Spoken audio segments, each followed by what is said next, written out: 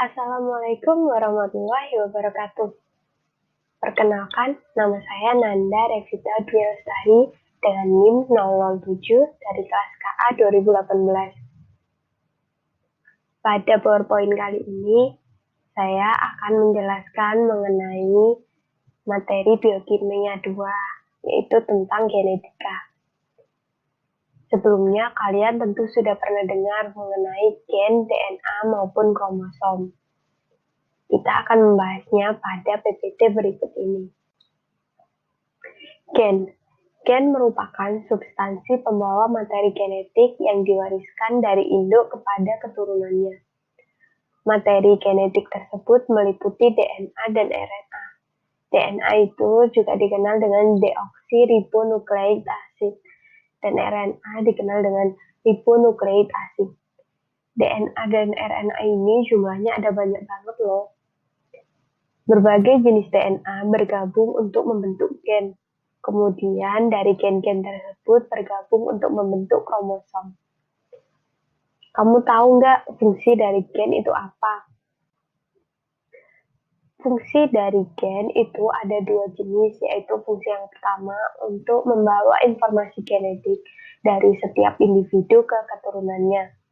Jadi informasi genetiknya ini disalurkan ke keturunan masing-masing gitu.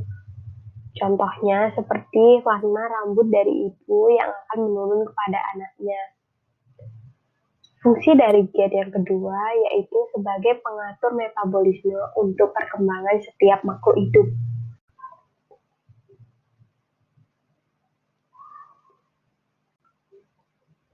Dari RNA dan DNA ini memiliki basa nitrogen.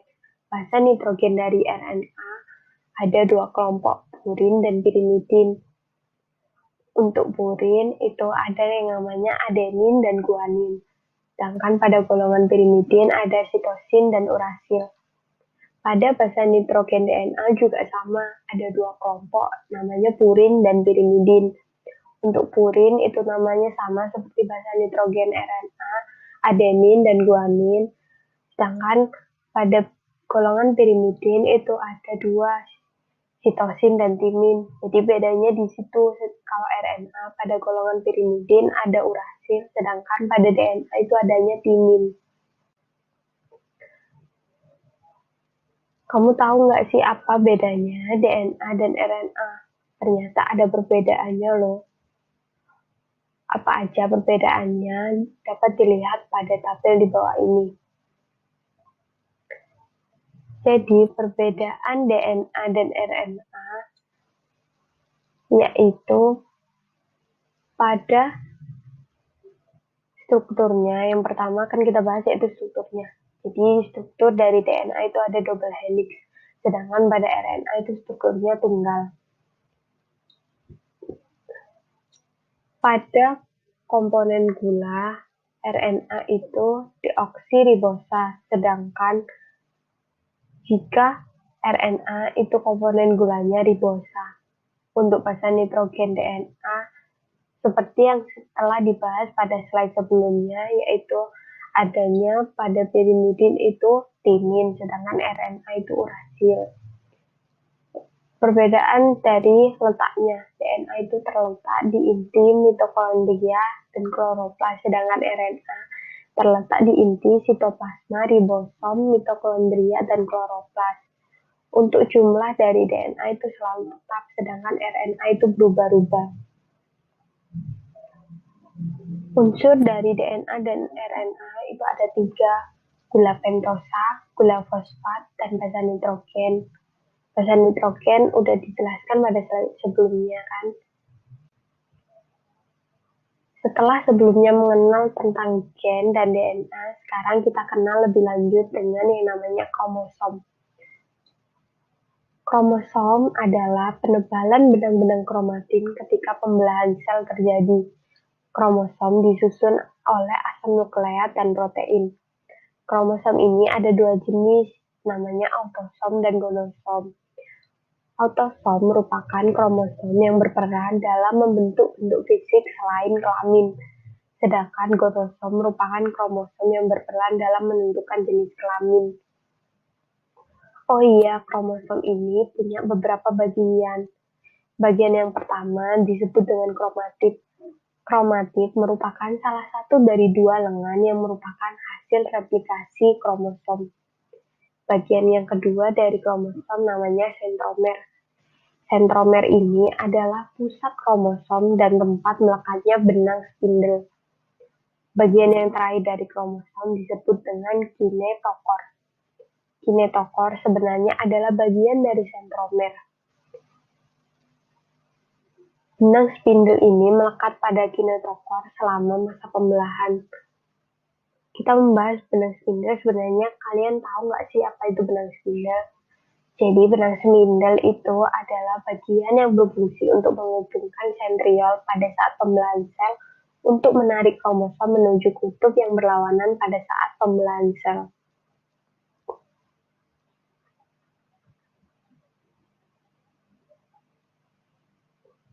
Kalian tahu nggak sih kromosom itu ada 4 bentuk. Bentuk yang pertama yaitu telosentrik. Itu ada gambarnya, bisa dilihat juga.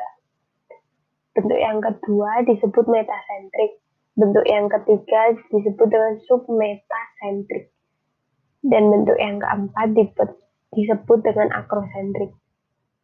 Kita akan membahas perbedaannya satu-satu ya. Jadi bentuk yang pertama namanya telosentrik, hanya memiliki satu lengan dengan sentromer yang terletak di ujung. Bentuk yang kedua, metasentrik, memiliki dua lengan yang sama panjang dengan sentromer yang terletak di tengahnya. Sentromer metasentrik ini bentuknya seperti V. Lalu kalau submetasentrik itu memiliki dua lengan yang hampir sama panjang dengan sentromer yang terletak hampir di tengah. Bentuknya juga V gitu. Sedangkan akrosentrik memiliki dua lengan yang tidak sama panjang dengan sentromer yang berada dekat ujung bagian kromosomnya. Selanjutnya akan dibahas mengenai DNA. Sebelum kita membahas mengenai DNA, kita bahas dulu apa itu protein. Protein merupakan rantai panjang asam amino yang disintesis berdasarkan kode yang dibawa oleh informasi genetik berupa DNA. DNA sendiri adalah kumpulan materi genetik yang satuan molekulnya disebut dengan nukleotida. Basa nitrogen selalu berpasangan antara kelompok purin dan pirimidin. Urutan 3 basa nitrogen disebut dengan kodon. Kodon merupakan materi penyusun dari asam amino. Untuk basa nitrogen, tadi pirimidin dan purin sudah dibahas pada slide sebelumnya. Nah, sekarang kalian tahu nggak kalau ternyata protein dapat terbentuk dalam tubuh kita melalui proses yang disebut dengan sintesis protein. Apa sih sebenarnya sintesis protein itu? Jadi, sintesis protein merupakan proses pembentukan protein yang melibatkan peran dari DNA dan RNA. Secara sederhana, sintesis protein terdiri dari 3 tahap, yaitu replikasi, transkripsi, dan translasi. Yuk kita simak penjelasan lebih lengkapnya mengenai tahap sintesis protein ini. Tahap yang pertama yaitu replikasi DNA. Replikasi DNA merupakan proses penggandaan DNA baru menggunakan DNA yang telah ada. Pada replikasi DNA ini ada yang namanya 5 tahap. Tahap yang pertama, helikase memisahkan ikatan ganda DNA. Tahap yang kedua, protein pengikat rantai tunggal menstabilkan rantai tunggal. Tahap yang ketiga, leading strand dibentuk berkelanjutan oleh DNA polimerase.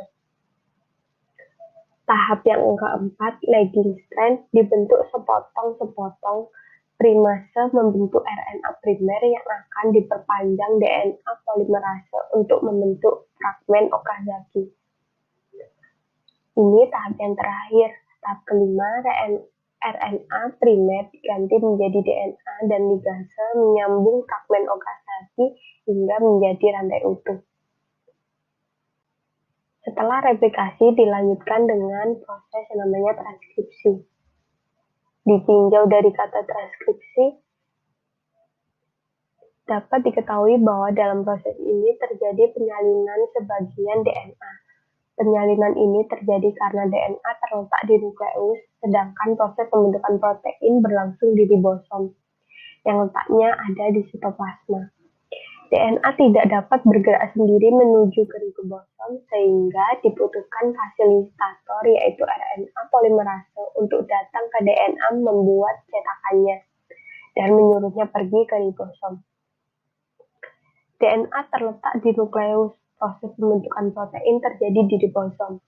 Karena letak nukleus dan ribosom berjauhan, maka dibutuhkan RNA polimerase untuk datang ke DNA. Pada transkripsi ini, ada beberapa tahap. Tahap yang pertama, di dalam nukleus, RNA polimerase akan memisahkan untaian DNA menjadi dua dengan cara bergerak dari terminator ke promotor.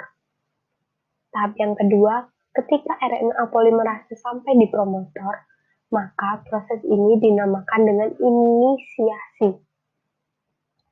Tahap yang ketiga, selanjutnya RNA polimerase akan kembali berjalan menuju ke terminator dan akan membentuk mRNA. Proses ini dinamakan dengan elongasi.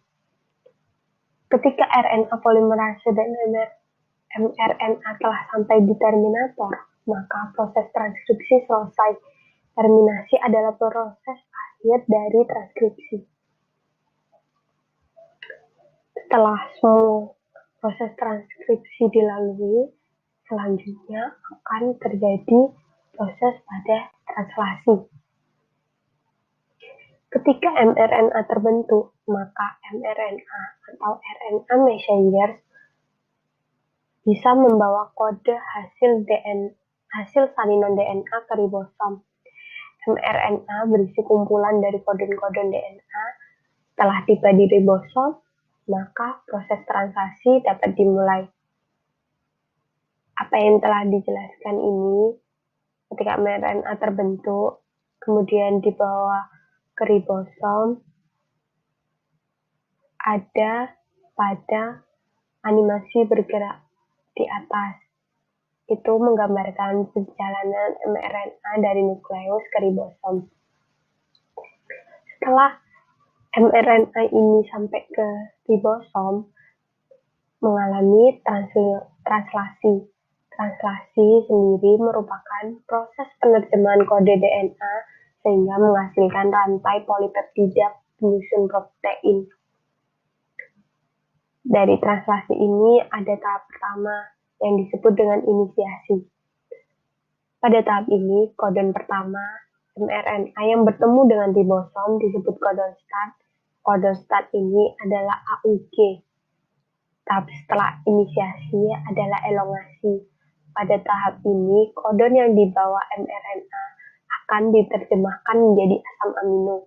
Setelah itu, masing-masing asam amino akan digabungkan oleh tRNA membawa asam amino untuk disusun menjadi protein.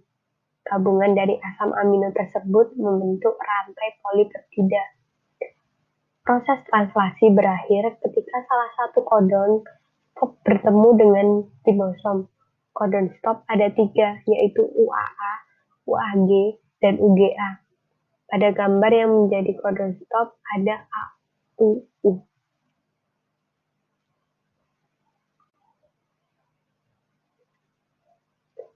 Berakhir sudah materi mengenai materi genetika ini yang diakhiri dengan pembahasan mengenai sintesis protein. Terima kasih. Semoga ilmu yang saya sampaikan dapat bermanfaat. Kurang lebihnya saya mohon maaf. Saya pamit undur diri. Wassalamualaikum warahmatullahi wabarakatuh.